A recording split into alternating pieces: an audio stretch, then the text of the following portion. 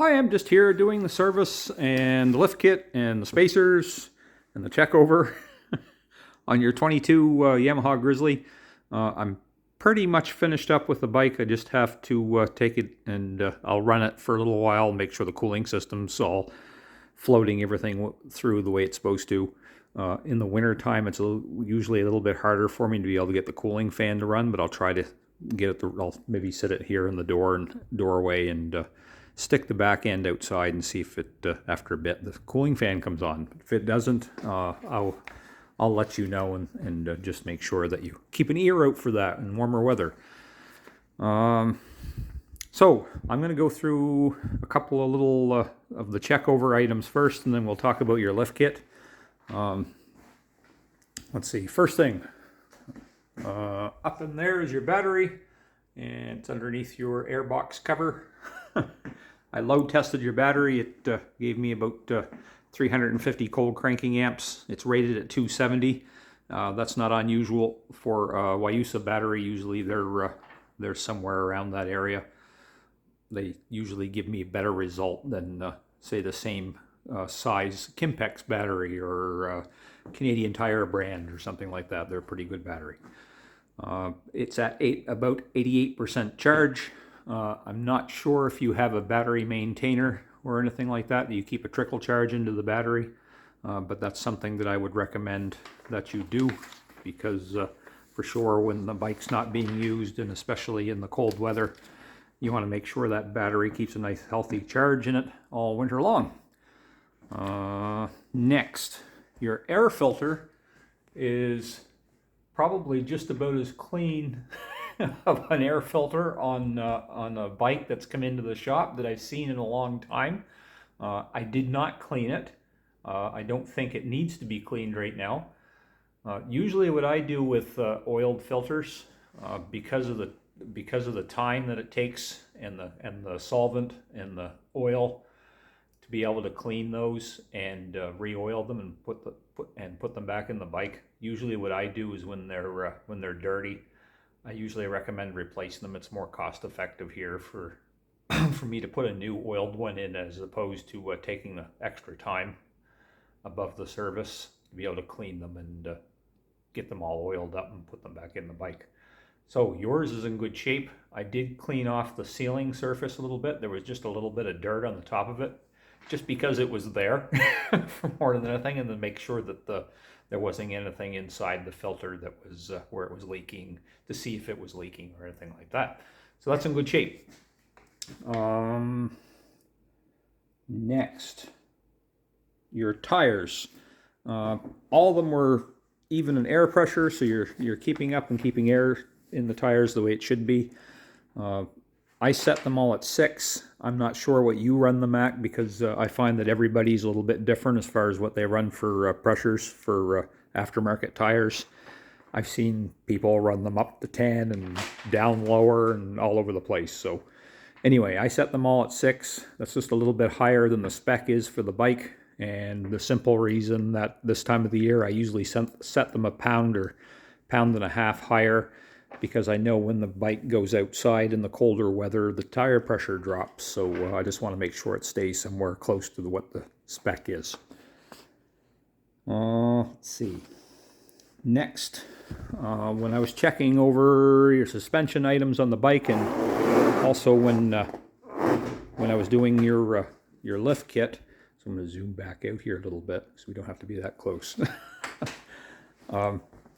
I noticed that on the left side you have grease leaking out of your lower. So we'll zoom in so you can see that white grease. And you also have the same thing happening with your upper ball joint. So you can just see that glob of grease sticking out through the side. So the one down here has been leaking longer, because you can see where the dirt and the grit's starting to stick to it. So that's just something for you to keep an eye on, and what's going to happen is over time that ball joint's going to start to get wear in it, because other stuff is going to start leaking back in, and it's going to start wearing at the socket and stuff like that. So I would recommend checking that at least at the next service. you may be something you want to check in like 20 hours or 15 hours or 10 hours, or I don't know how you drive the bike, so it's hard for me to determine that. But I just wanted you to know that you do have some grease leaking out of it. Let's see. I topped up your coolant in your reservoir bottle, so that's that guy there. I'm going to zoom you back out so you're not going blind. It was on the low mark. I have it up to the full mark now. And when I run the bike, I'll just make sure that the coolant's all circulating the way it's supposed to and stuff.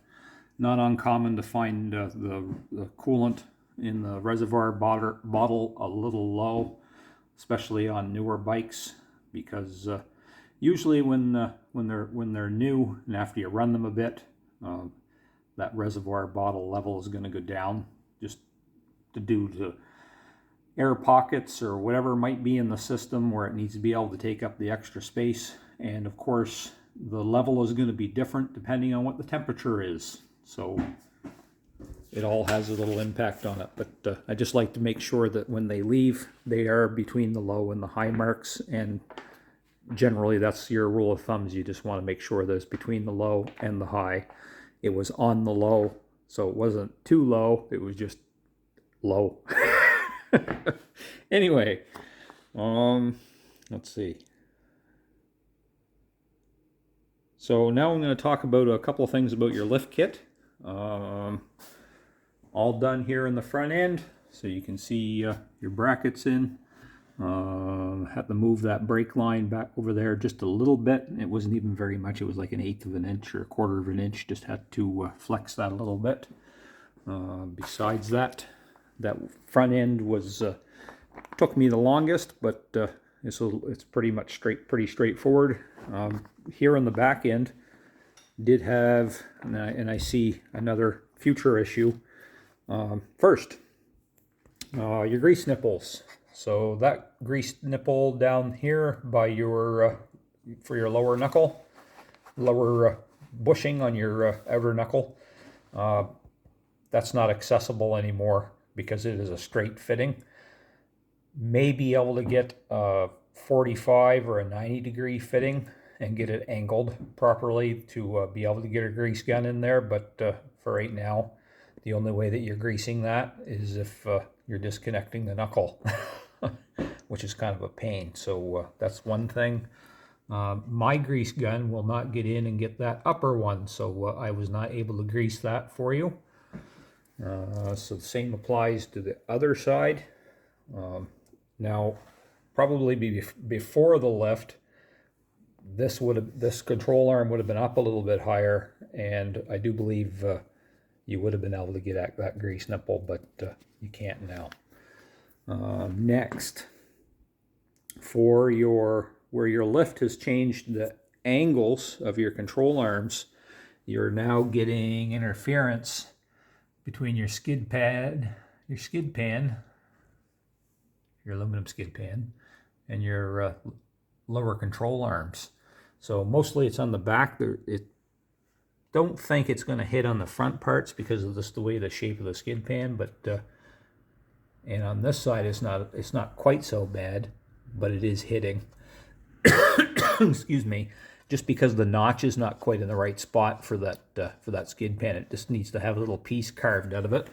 And I noticed when I was putting the lift on that when I was pulling the shocks down so that they would, when I was pulling that suspension down so that everything would mount here the way it's supposed to, the control arms were just sitting hard on those on the skid pans on either side. So when you're going over little hills or knolls or whatever on the trail, and the bike is going up as it becomes negative weight, we won't call it weightless because they're not weightless.